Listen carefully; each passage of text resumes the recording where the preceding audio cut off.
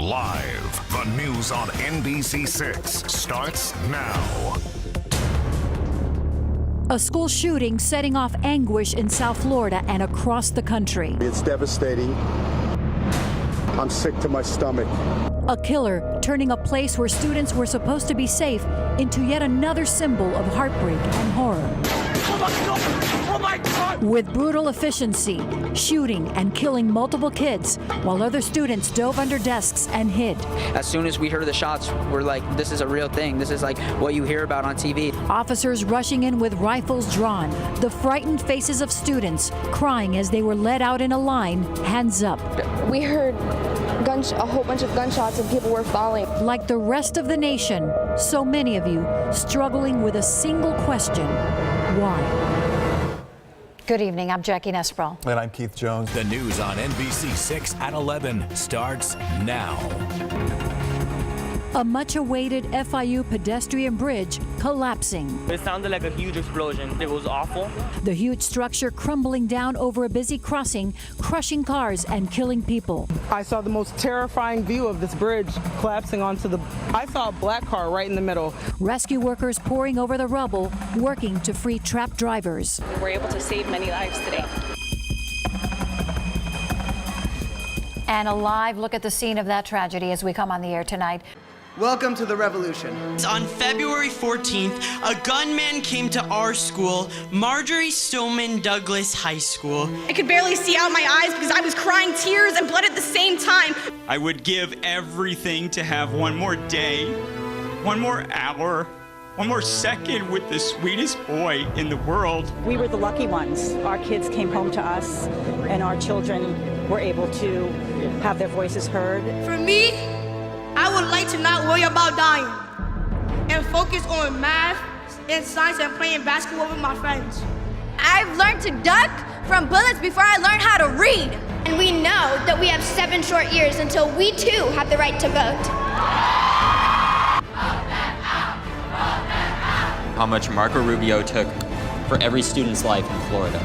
$1.05. People say they can't imagine the pain that the families feel.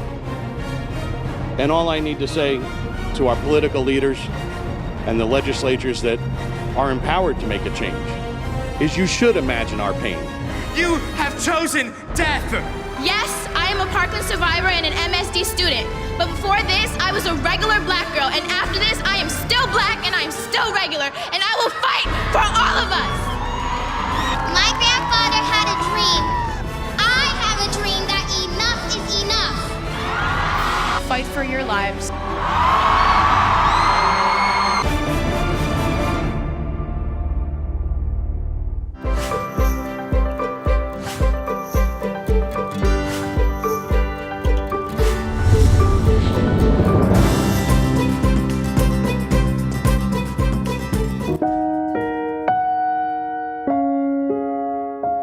50 years ago, the most powerful voice of the civil rights movement was silenced, but his message still rings loudly. And I'm not worried about anything. I'm not fearing any man. His fight was a catalyst for change. It's been a long... This week, our nation reflects on the assassination of Dr. Martin Luther King Jr., the triumphs after tragedy, and the journey to fulfill his dream. Good morning and thank you for watching this special edition of NBC6 Voices. NBC6 Voices, giving communities in South Florida a voice, telling your stories, confronting issues impacting your lives. I want the best for you. And recognizing those making a change. The conversation starts here.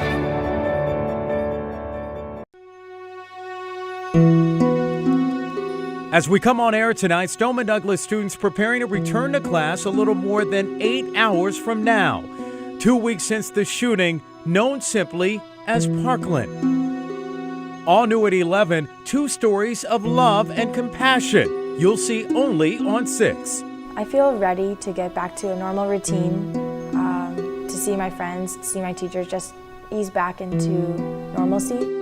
We sit down with a student who brought hundreds together to remember a track coach in a special way, and the faces of the tragedy through art and happier times.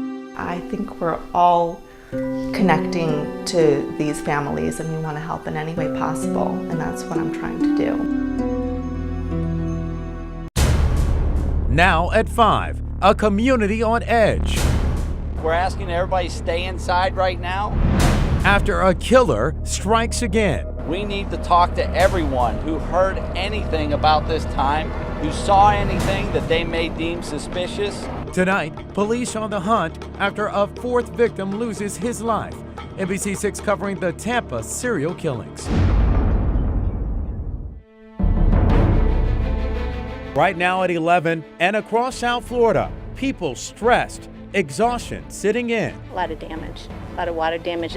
The mounting damage and costs. We're going to have to replace the whole roof. Still, our community holding out hope. We're really strong. We're committed. Hope in the midst of growing gas lines, sweltering heat, and spotty communication. Today was a major milestone for us. It was good to get back, but there's still like a sense of insecurity. There's still a lot of pain and sadness. We're Douglas, we're strong, we're gonna get through this.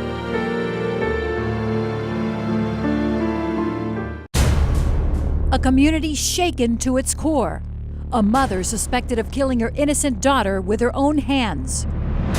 It's hard. It's heartbreaking. The child's small decomposing body kept in a hot trunk for days, then getting tossed inside a dumpster.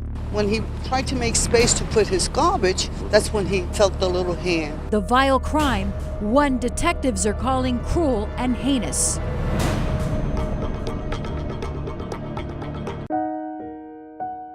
A darkness surrounding the bright lights of the Vegas Strip. It was an act of pure evil. A lone gunman. There's no affiliations, there's no church, there's no religion, there's no politics, there's no anything. Heavily armed. And there were just dead people everywhere. It was horrible. Spraying the crowd gathered for an outdoor country music festival on a relaxing night. Just complete, utter chaos. Desperate concertgoers scrambling for escape. The thought that you're leaving behind somebody and you don't know what to do, but you've got to duck and cover because you don't know what's coming next. Round after round of rapid fire. The killer not letting up on his onslaught from a high rise. I don't know how I'm supposed to get through this.